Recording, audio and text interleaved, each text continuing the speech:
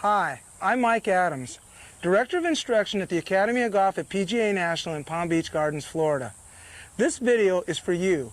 What you're about to see is revolutionary. What you're going to find out is it doesn't matter how you're built or how athletically inclined, this system will work for anybody and everybody. Welcome to the Laws of Golf, a personal swing system that will help you customize your golf swing to fit your body type. The architect of this revolutionary new teaching system is Mike Adams. Mike has dedicated his career to research and development of the golf swing. Working with Mike are T.J. Tomasi, a noted instructor and writer, and Jim Sutty, a respected teacher of numerous PGA professionals. Special thanks to Bolé, makers of Eagle Vision Eyewear, and PGA National in Palm Beach Gardens, Florida. And now here's your host, Mike Adams. What we're going to learn is a revolutionary system teaching you how to develop your perfect ideal leverage golf swing. I'm going to throw it to you, Jim. Why don't you take us out on the tee and give us the characteristics of the leverage player? Okay, Mike, let's go.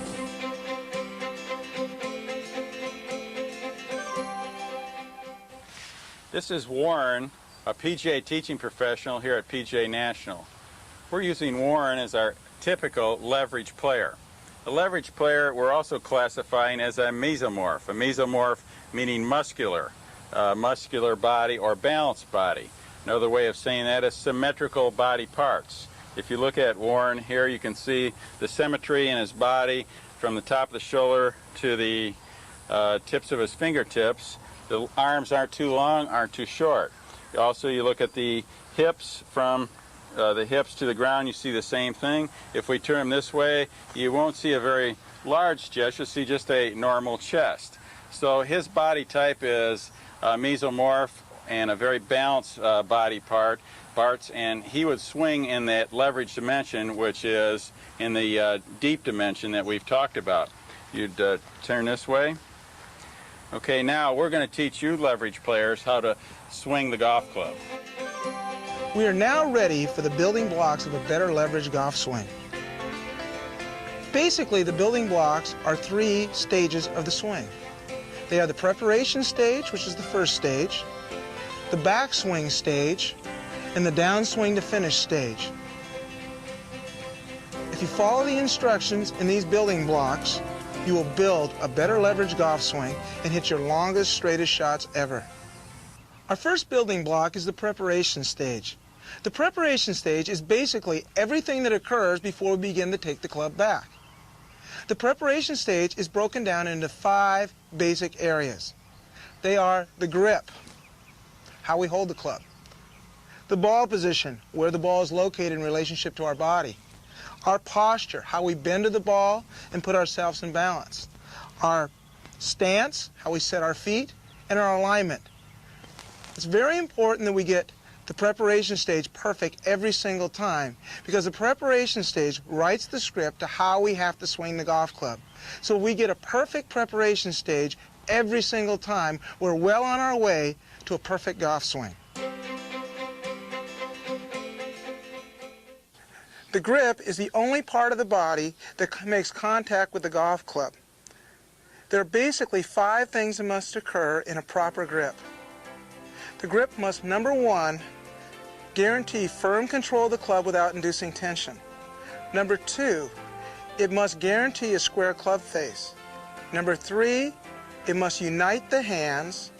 Number 4, it must activate the muscles necessary to be used in the golf swing. And number 5, it must allow us to use the proper hinging action that we'll be using for the swing type. Now, the way to grab the club is always take the club in front of you and grab it at a 45-degree angle, placing the pad of the left hand on top. What this does is it puts the club in the fingers and giving us firm control of the club without inducing tension. Most amateurs make the mistake by placing the club on the ground and grabbing it in this fashion. When we do this, the club tends to get too much in the palm, and that will inhibit us from hinging the club correctly. So always grab the club at a 45-degree angle in front of you as such. Now, example, Warren, come on over here. Go ahead and grab the club up in front of you at a 45-degree angle. Now, take the last 3 fingers of the left hand off. let go. When I pull on the golf club, you can notice that Warren, I can't pull the club out of Warren's hand, and he's got firm control of this club. That's because we've angled it such that the pad will support the club. So now we've got firm control of the club without inducing tension. The second thing that must happen is we must guarantee a square club face. And we do that by taking the thumb of the left hand and placing it to the right of the center of the shaft. This is very important. The reason is because the way the body's designed is the joints will always seek alignment. By lining up the wrist joint, the elbow joint, and the shoulder joint with the center of the shaft and the leading edge of the club, we guarantee a square club face. Example, if I were to take Warren's hand and put the thumb on top, like most prescribe as a square grip, you'll notice that the left wrist joint is to the left of the center of the shaft. Now, when centrifugal force pulls the club out, what will happen is these three joints will seek alignment and the club face will open up, resulting in a slice or a push shot to the right. If I take the thumb and put it too far to the right of the center, the wrist joint gets too far to the right. So what happens is when centrifugal force pulls the arm out, once again, these three joints will line up, closing the club face, causing the ball to go to the left in a pull or hook shot. So we want to guarantee the square club face by placing the thumb of the left hand slightly to the right of the center of the shaft, so the wrist, the elbow, and the shoulder are in alignment to begin with. Now, the right hand will simply clap up behind the handle, and it will fit in position so the two pads of the right hand are where the thumb of the left hand will fit. When we put it in this position, we've supported the club, but what more importantly is we put the right hand directly behind the handle. We can only exert pressure in the direction the right palm faces. By putting it in this position, it's in position to force down the line. Now, go ahead and grip it. We are now, if you notice, when we put the hands on properly, the knuckles line up. That's important because it unites the hands so they work together as a unit. Okay, go ahead and bring the club down. Now, what we want to do is grip the club with the last three fingers of both hands. If I grip the club with the index finger and thumb, the muscles that will be activated will be the bicep and the pec muscles. But if I grip with the last three fingers, you'll notice the forearm, triceps, traps, and lats are activated. And those are the muscles we want to utilize in the golf swing. Okay? Now Warren is ready to hit the golf ball. Now, a lot of us ask the question, should I interlock, overlap, or baseball? That really doesn't matter. What we want to do is find the grip that's best for you. So remember, when we grab the club, always grab it in front of you at a 45-degree angle, placing the pad of the left hand on top. Take the thumb of the left hand and place it to the right of the center of the shaft, so the shoulder, the elbow, and the wrist joints are in line with the center of the shaft and leading edge. The right hand will simply clap up behind the handle so it's facing the direction of the target. We will wrap the fingers around and grip the club with the last three fingers, lining the knuckles up. We are now in position to hit the golf ball. The leverage player has three distinct ball positions. The left side of the face for all irons, 6-iron through the wedges. The logo on the shirt for the 5-iron through the fairway woods. And the left armpit for the driver and all teed up fairway woods. These ball positions are vital to a correct golf swing. The correct ball position facilitates the natural rotary motion that the leverage player needs to hit the golf ball with power and accuracy. So make sure you get that perfect ball location every single time. Now what I'd like to talk to you about is posture. What posture does is sets the condition for you to swing the golf club in. So what I'd like you to do is get set up properly, perfectly every single time. So let's talk about posture. Now we want to create a posture that will accomplish 5 things. Number 1, a posture that creates room for the arms to swing.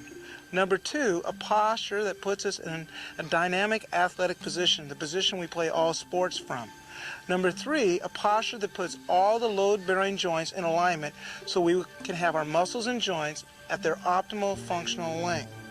The 4th thing it must do is put us in position to create maximum velocity and maximum consistency. And the final thing it must do is create an axis that we can turn around freely. Now, let's show you how to do that. We must create our posture by bending back from the knees and forward from the hip sockets. From the ankle to the knee, it must be straight up and down. Most amateurs make the mistake of forcing the knees forward. When they do that, the upper body gets into a erect position, creating no room for the arms to swing. So we must bend back from the knees. We also need to bend forward from the hip sockets, not the waist. There are no joints in the waist, and the body is designed to bend forward from the hip sockets. From the spine to the top of the lower spine creates our axis, and it's very important to have a straight axis to turn around. So bending back from the knees, forward from the hip sockets, basically lowering your body into a balanced athletic position. Now, when you're in this position, you're in the position that we play all sports from, the identical position that the quarterback takes the snap from. The infielder gets ready to pick up a ground ball. The tennis player prepares himself to receive a serve. A swimmer makes a racing dive. A linebacker backs at the line, and a basketball player plays defense. The position we play all sports from. This position also creates room for the arms to swing, and it lines up all my muscles and joints. The top of my spine, the tip of the elbow, the tip of my knee, and the ball in the feet are all in alignment. Also, if you look from head on, you'll find from this posture, it puts the shoulder, the hip, the knee, and the ankle joints in alignment, putting all the load-bearing joints on top of each other, able to support the load, and puts the muscles and joints at their optimal functional length. When I'm in this posture, what else happens is it puts the shaft and spine at 90 degrees to each other. Now, this is an important point. The reason being is the spine is the axis that the shoulders turn around and the club swings around. When the shaft and spine are at 90 degrees to each other, we create a position of maximum velocity and maximum consistency. Physics dictates that a swinging object will always swing fastest at 90 degrees to its axis and will always seek 90 degrees to its axis. If my posture were to get into an erect position, centrifugal force would throw the club out at this position and gravity would pull it down, forcing two opposing forces, causing a slowing down of club head speed. But in this position, gravity and centrifugal force work together, creating the maximum velocity and maximum consistency. So let's review what we need to do. To create the perfect posture, the first thing we do is we bend back from the knees and forward from the hip sockets, lowering our center of gravity, lining up all of our joints, putting the shaft and spine at 90 degrees to each other. Good checkpoint should be 1 hand's distance away from your body. You should be able to turn through to impact and not have your right leg run into the handle. If you do this, you've set yourself into condition to make perfect golf swings. By stance, what we're talking about is the positioning of the feet. I'm going to ask our able assistant, Warren, to come on in. Warren, if you would. Here is what we call a target line. The target line is an imaginary line that connects the ball with the target. As you can see, Warren is going to back off from the target line. He's going to take his stance as if the ball were on the target line. And I'm going to establish another position. And this is called a foot line. And if you can see, both lines are parallel. Now, if I attach another line from the heel that runs perpendicular to these two lines, and another line in this situation running parallel, well, we can see we've created a geometric figure called a square. So that when you hear the term that he's square to the target, what it means is that his shoulders, his hips, his knees, and his feet are all parallel to the target line. And this is the best, most advantageous position for the leverage player to play golf in. Now, in terms of the stance width, you notice here that his feet are perpendicular to begin with to this line. If his stance were too wide, as he moves his foot back even wider, and notice as he comes through, his knee does not touch his front knee. This would indicate that his stance was too wide, and what it would cause is a reduced hip turn and no doubt a sway. If he's too narrow and he comes through to his finished position, the back knee overlaps the front knee. Obviously, his feet were too close together to begin with, and what this would cause would be a reverse weight shift, and that's not something the leverage player wants to tangle with. In this case, however, being the good player that Warren is, he's set up perfectly, and so when he comes through, notice the relationship of the back knee to the forward knee. They're about equal, and that tells us that he's in perfect position. Now, how do we find our proper foot position?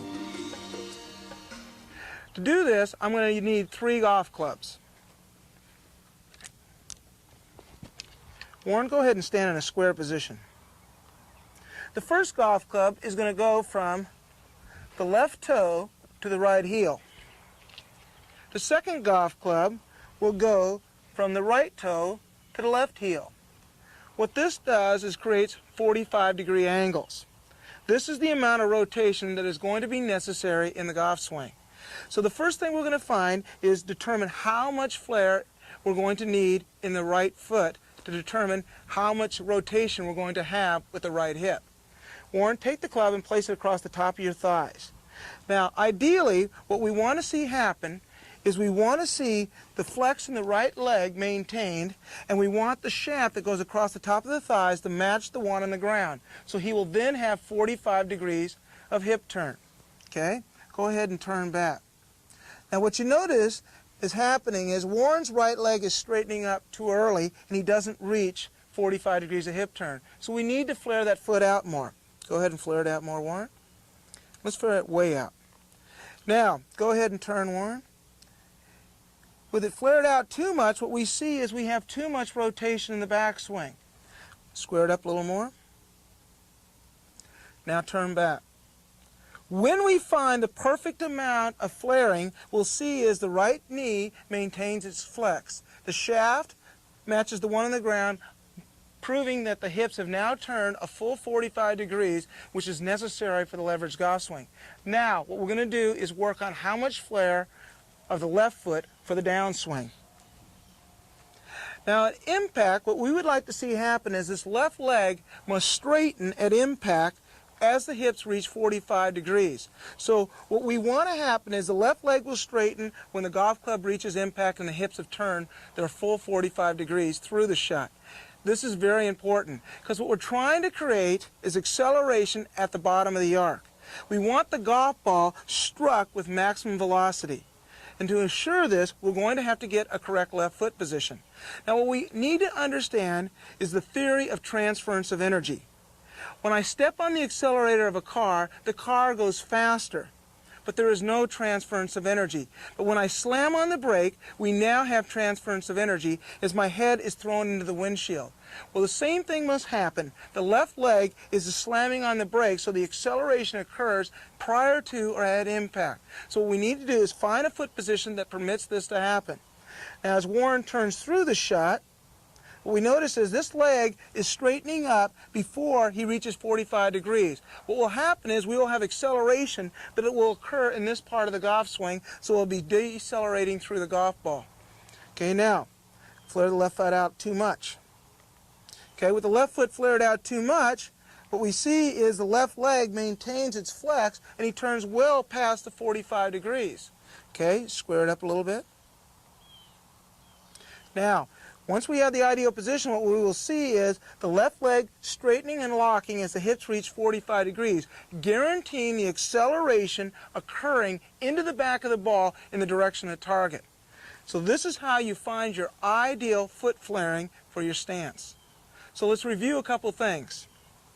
The widest the stance will be the width of the shoulders. The narrowest it will ever be will be the width of the hips. We will simply use the drill to find our proper flaring of the feet. What this will do is guarantee perfect rotation in the backswing and proper rotation and acceleration on the downswing. If you utilize these tips, I guarantee you're going to start to hit the golf ball much longer and much straighter. The only thing set to aim at the target is the club face. What I'm going to have Warren do is place the club face directly behind the golf ball and aim it at the target. This is known as the target line. We will build our setup around this club face. We will then set our feet parallel to that target line. Our hips will also be parallel to the line. Now it's important for us to have the hips in a parallel or square position. The reason being is if we start the hips from an open position, it will cause us to underturn our hips on the backswing. If our hips start from a closed position, it'll cause us to overturn on the backswing but underturn on the through swing. So we want to start from a square position so we can have maximum turn both directions. The final thing we're going to get lined up are the shoulders. Now the shoulders need to be parallel to the target line. And the reason we want these shoulders parallel or square to the line is the arms will always swing the direction the shoulders point. If the shoulders are aligned to the right, the arms are going to swing to the right or into out. If the shoulders are aligned to the left, the arms are going to swing out to in. So what we want to do is we want to make sure that we get the shoulders parallel to the line. So the shoulders, the hips, and the feet will be parallel to the target line, and the club face will be aimed at the target.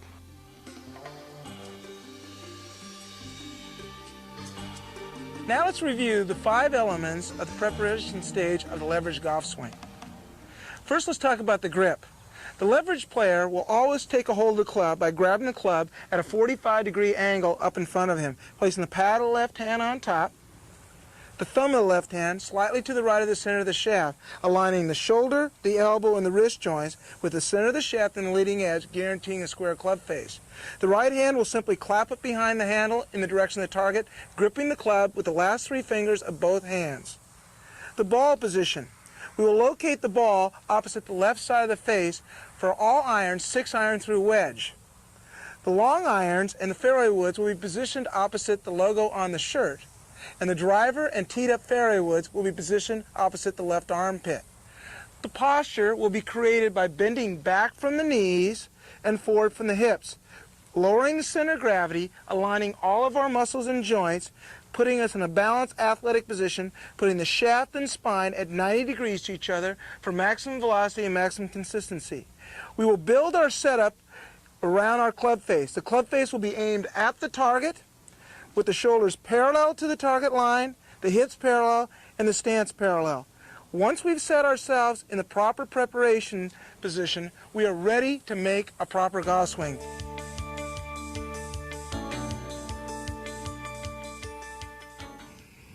Majority of women will be what we term leverage players. The reason you women are leverage players is because of the strength factor.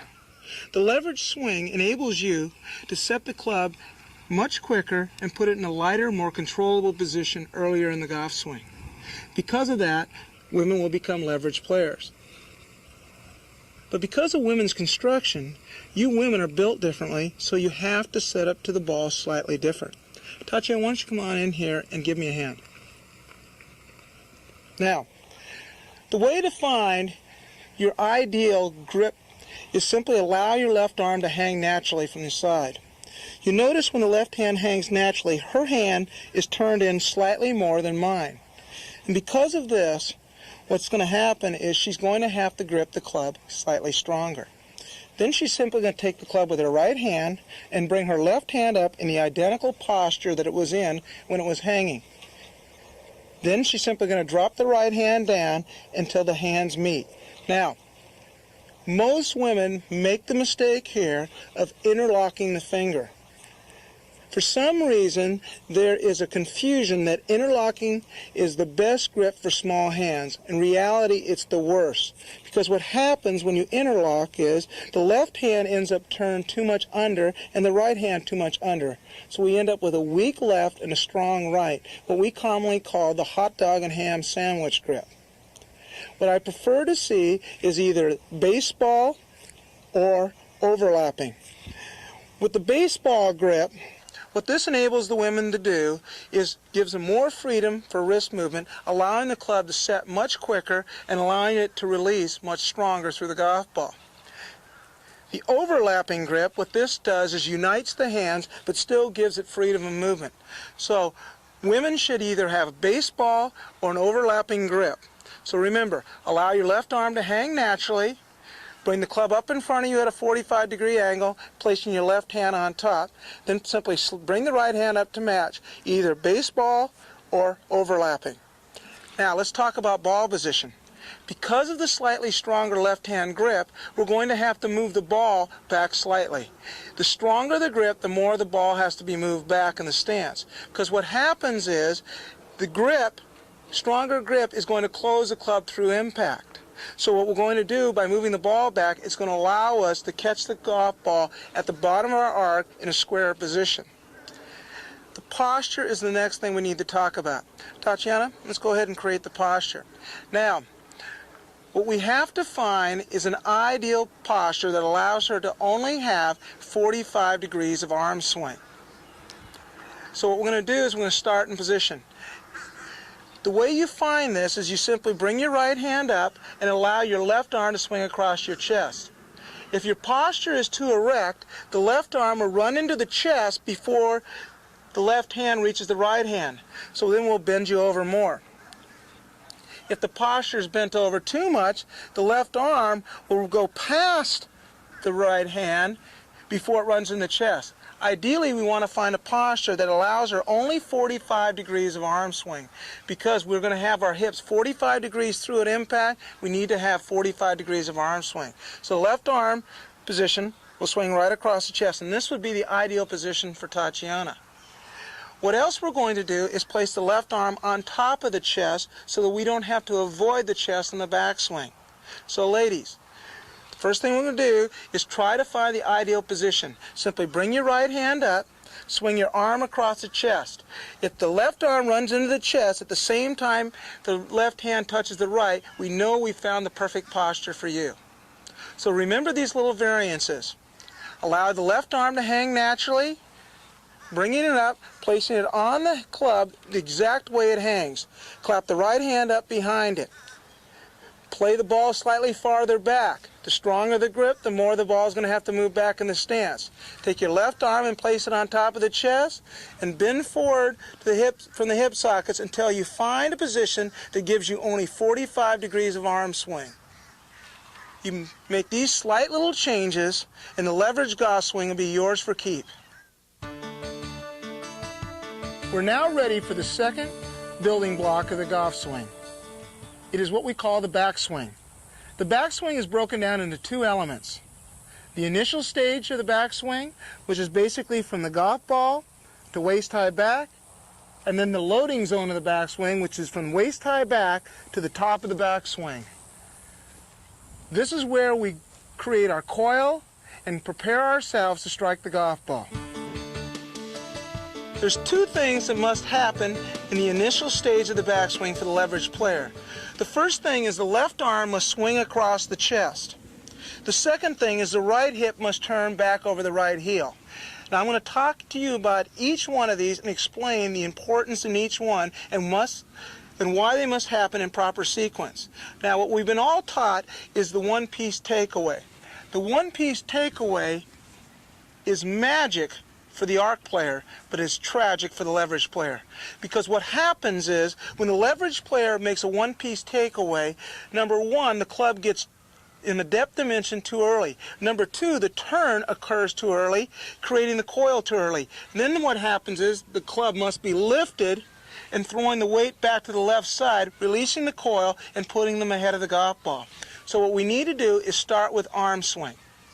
The leverage player will swing the left arm across the chest.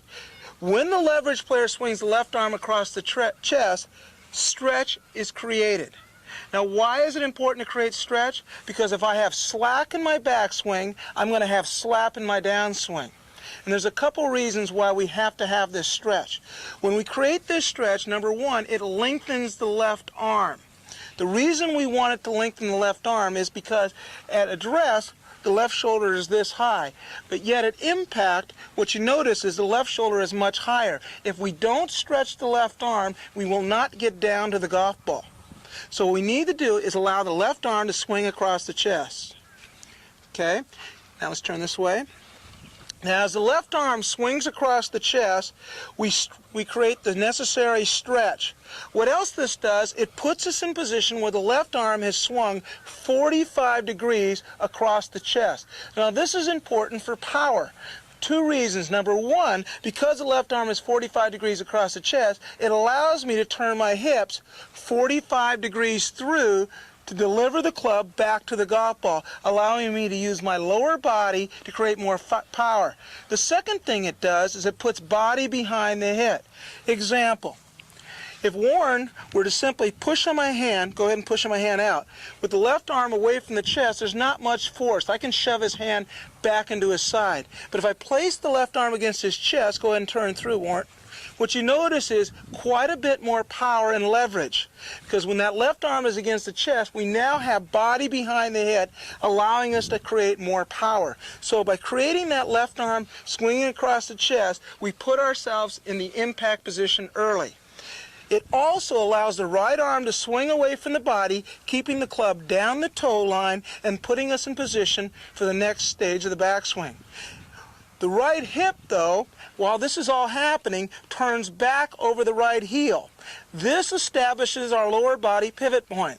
The leverage golf swing has three axes: the spine, which the shoulders turn around and the club swings around, and the right hip and the left hip, which are the lower body axes. I can only turn my right hip if I turn my right hip over my right heel. I cannot turn on that right hip until that hip is over the heel. So the first thing that happens is left arm swings across the chest, right hip turns back over the right heel, establishing that pivot point. I have two drills that help you build the initial stage of your backswing. The first drill is the arm swing drill. To help us with this arm swing drill, we're going to utilize Warren, but we're also going to need two props. The first one is a shaft with a piece of 1/2-inch PVC stuck on the end of it. This is going to represent the shaft plane. This will be put in at the identical angle of the shaft. The second piece of apparatus we're going to need is a piece of surgical tubing. Now, how we place this surgical tubing is vital to the exercise. We're always going to place the surgical tubing down the handle as such. Okay, now grab it, Warren. Okay, the end of the surgical tubing will go underneath the left foot, and it's important that we get it to the outside of the left foot so that we can get the pulling from the correct position. Now, what the surgical tubing does for us, it gives us resistance. When there is resistance, the muscles have to function more dynamically and correctly. When that occurs, we are bypassing the conscious learning system and allowing ourselves to learn the swing subconsciously, allowing it to be a more permanent learning experience. Now, what we do here is we simply hold the shoulders and we swing the left arm across the chest. Go ahead, Warren. As we swing the left arm across the chest, the right arm moves away and the shaft moves down the toe line, putting us in the ideal position. Let's do it again, Warren. This exercise, I would like to see you hold after each drill. Take it back, hold it for a 5 count, and bring it back.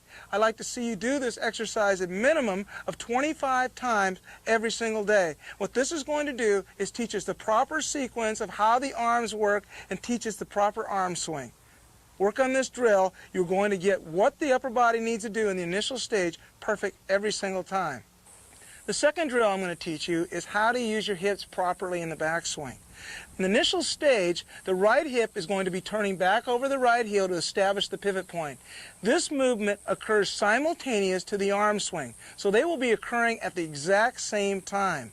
So, to do this drill, what I'm going to do is take a golf club. I'm going to take this golf club and place it from Warren's right heel to his left toe. This signifies the 45 degrees of hip turn we're going to need. He's going to take the club and place it across the top of his thighs. Then he's going to take his right heel and lift it off the ground. Now the goal here is to turn the right hip over the right heel. When that occurs, that right heel should plant, the right knee should maintain its flex, and the shaft should match the one on the ground. Let's do it again. Turn back. Perfect. Now, I'd like to see you do this drill a minimum of 25 times every single day. Once you've mastered this drill and the arm swing drill, you put the two together. And the way we put them together is we simply place the shaft on the ground as such. We grip the golf club. We then take the PVC pipe, sticking it in the ground, and gripping the club with the surgical tubing. And all he'll work on is turning the right hip back over the right heel as the left arm swings across his chest. Go ahead, Warren. Perfect. Do it again. If you master this drill, you've mastered the initial stage of the backswing. You are now ready for the loading zone. Now what I'm going to take you to is the final stage of the loading zone, where all of the elevation and rotation occurs. But before we do that, we first need to show you how to find your ideal top of the backswing position. And the way we do this is you simply stand to your side, take your right hand and fold it up. Where the right thumb reaches the right shoulder is where we're going to place the golf club. Okay? So I will place the golf club here. The head of the club will be placed on the opposite shoulder. Then what we're going to do is simply let the arm swing and turn to the top. If we're in correct position, the shaft will rest right on that golf club. That'll put us in the perfect position. Notice when we're here, the elbows are level, the back of the left hand, the club face, the back of the left arm, and the shoulders are perpendicular to the spine. Now, let's show you how to get there. To help us do that, we've got a couple apparatuses. The first one is called the swing extender. This will simply fit on your right arm just above the elbow.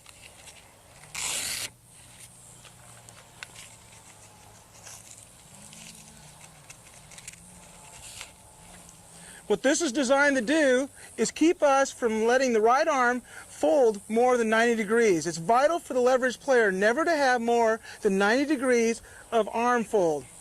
Now, the second one is the swing director. With the swing director, we're going to place it across the chest. What this is going to do is prevent the right arm from sucking too far to the inside, keeping it on plane so the club elevates and rotates properly. Now, if we watch a bad golf swing, what will happen is this right arm will get too deep in here and get us in trouble. So when we do this correctly, what will happen is Warren will swing the arms across his chest. The arm will slide across and down this. And from this position, all that's going to happen is right arm is going to fold, elevating the club and elevating the left arm and rotating it into the top of the backswing position. This is where we want to be at the top of the backswing. Once again, elbows level is a checkpoint. Right arm no more than 90 degrees. Left arm, shoulders, back of the left hand, and club face all perpendicular to the spine. This is the ideal top of the backswing position, ready to slot the golf club and deliver it to the golf ball. Now you're ready for the final and third building block. That is the downswing to finish. Now the downswing to finish is basically broken down into three elements. The first element is the transition and slotting of the golf club. The second element is the delivery zone to impact. And the final element is from impact to finish. Once we show you this, you're ready to start hitting golf balls. Let's start with the transition and slotting the golf club first. Let's talk about the transition and slotting of the golf club. That is the first element of the downswing. Now, three things must occur in the transition and slotting the golf club stage. The first thing that happens is the left arm slides down the chest, maintaining contact with the chest, dropping the club back to the shaft plane. The second thing that is occurring is the right arm is straightening, lining up the shaft and right arm, putting in position to deliver the club. While all of this is occurring, the weight stays on the right side as the left hip turns back over the left heel, reestablishing the pivot point, setting up the left side downswing axis. Now, we've got three drills to help us accomplish each one of these things. The first drill I'm going to show you is the butt board drill, showing you how the lower body works. The second drill will be utilizing the swing director, which will show you how to slot and drop the club and arms. And the final drill is the pump drill, which puts everything together, showing you how to drop the club in the delivery zone and then deliver it into the back of the golf ball. The first drill we're going to do is the butt board drill. What this is going to do is teach us how the lower body works in the downswing. Go ahead and get set up to it, Warren. We're going to utilize a chair as a prop. What we will do is bend forward and create our correct posture and place our two cheeks right up against the chair. Now as we turn away in the backswing, go ahead and swing to the top, the left cheek will work away from the chair while the right cheek maintains contact. As the club is slotted in the downswing, what happens is the left arm is sliding down the chest as the right leg maintains and the left hip turns back over the left heel so it makes contact with the chair. Let's do it again. Right cheek stays against the wall as the left cheek goes back against the wall and the arms drop into the slot. Do it again. It's very important while doing this drill that the right leg is maintaining its position. Let's look at it from head on now. Take it back to the top. Now what you will see is the fabled bow-legged position. Now here's what happens. The right knee is out in the direction of the right foot and it just simply maintains because this is still your lower body axis. And the left hip turns back over the left heel as the right cheek stays against the wall. Left hip recontacts the wall, establishing the left side pivot point and establishing the left side axis. While this is occurring, the right arm is straightening and the left arm is sliding down the chest, making sure the club comes down instead of moving forward. Do it again, Warren. Good. Do it again.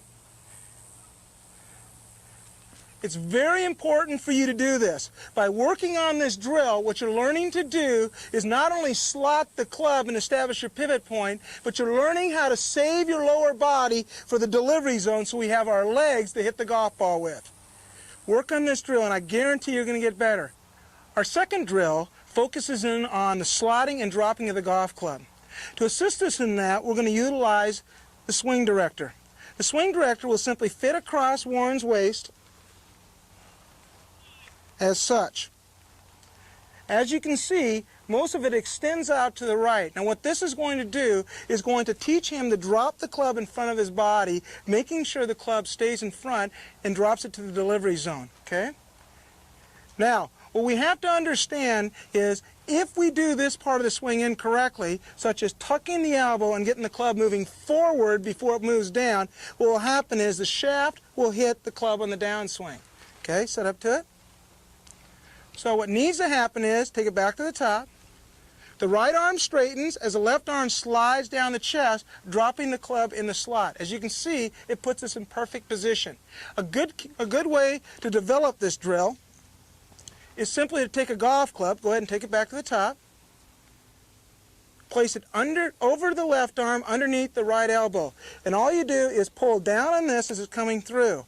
What this does is keeps the left arm against the chest and forces the right arm to straighten properly, sliding the golf club into the delivery zone. Let's do it again, Warren, and feel that.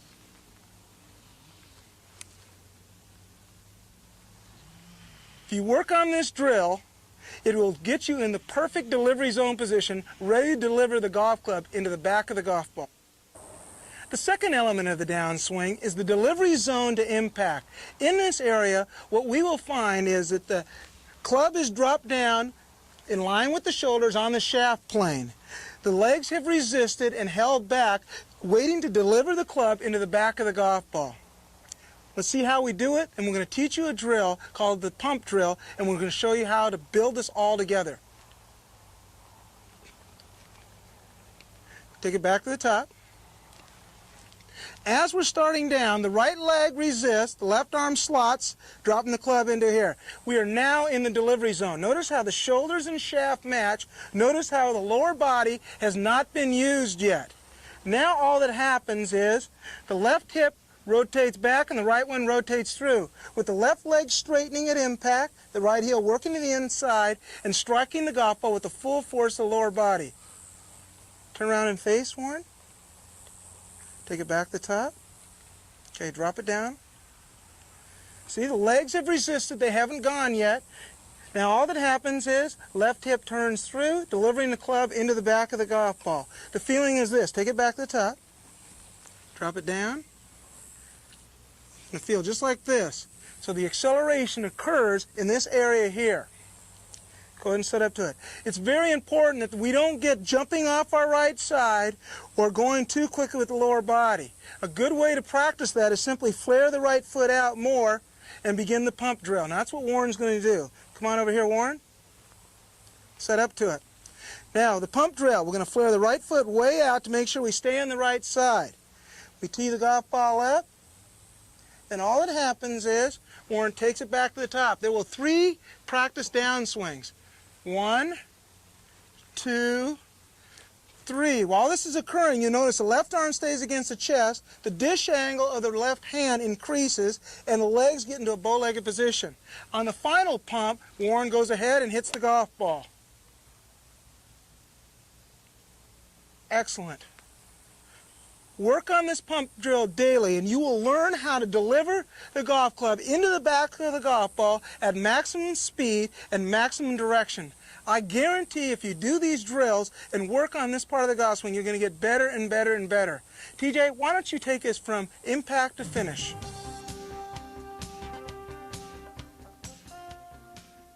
Take us to the finish, if you would. Beautiful. Notice a couple of things about this finish. This is a typical leverage finish.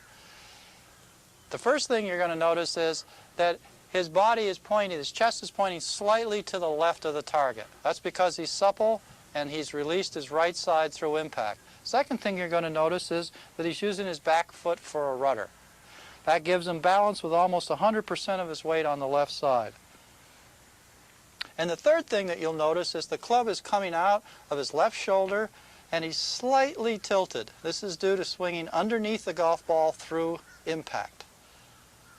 Well, are you ready? Yes, I am. All right, let's see it go.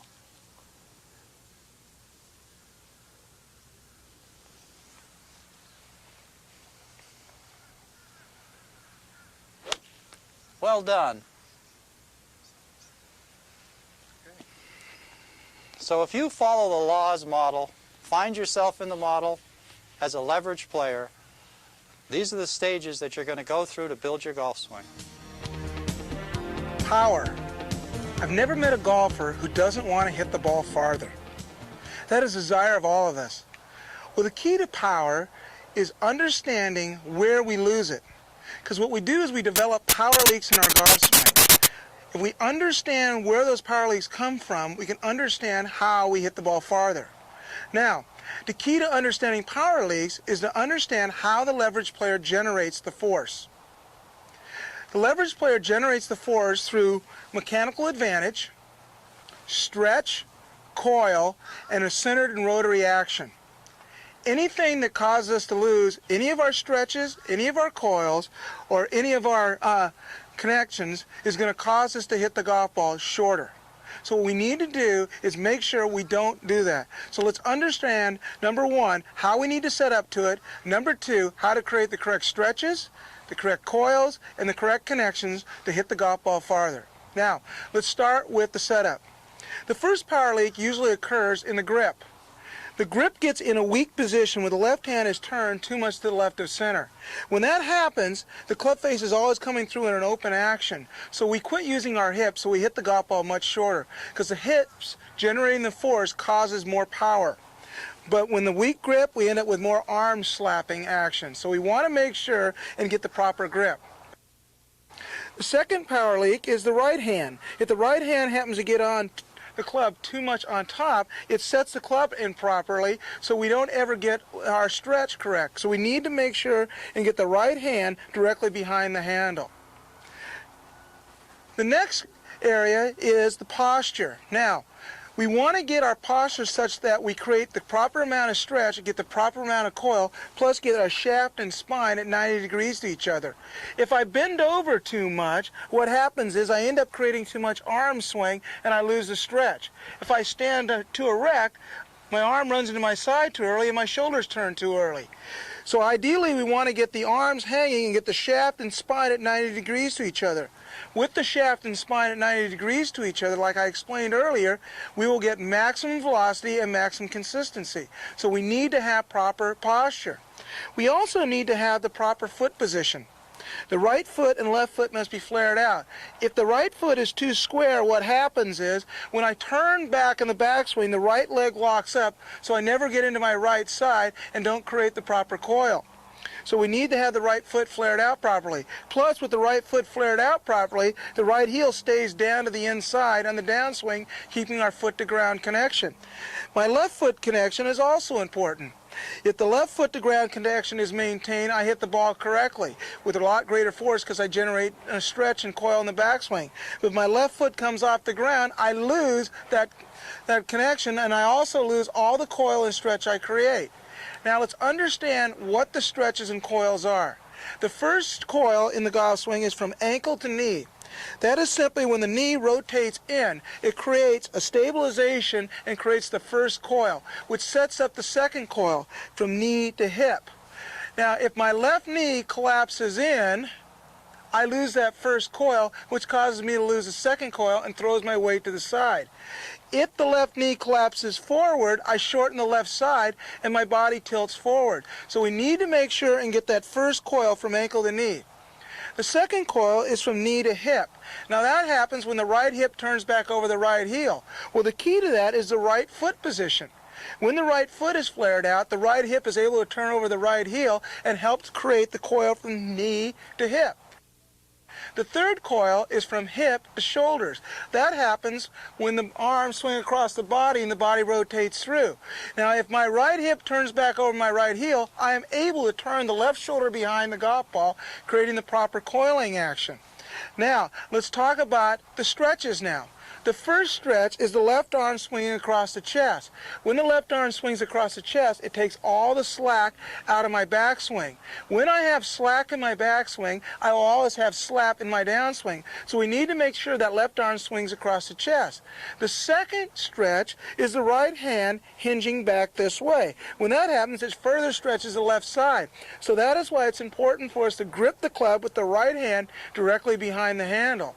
And the third stretch is the folding of the right arm, where the right arm only folds to 90 degrees. If the right arm folds more than 90 degrees, we lose our left side stretch and causes us to have a power leak and hit the ball shorter. So we need to make sure when the right arm folds, it does not fold more than 90 degrees.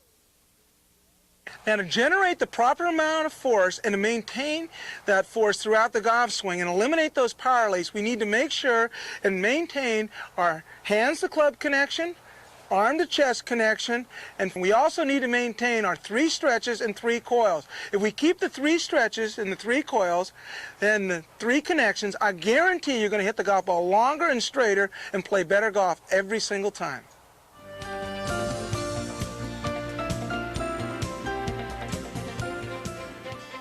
Remember, all you men and women who fit the leverage model, practice the drills that we have shown you. Work on these fundamentals. Work on all 3 building blocks. Get the preparation stage perfect every single time. It's the only thing we have total conscious control over, and we should be able to get that perfect every single time. Work on the backswing, getting that perfect every single time.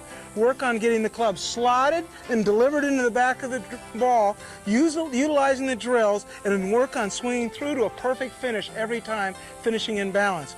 If you work on these drills and remember to focus on the fundamentals, I'll guarantee you'll play the best golf you've ever played in your entire life. For more information on the laws of golf, call 1-800-GOLF-TYPE. That's 1-800-GOLF-TYPE.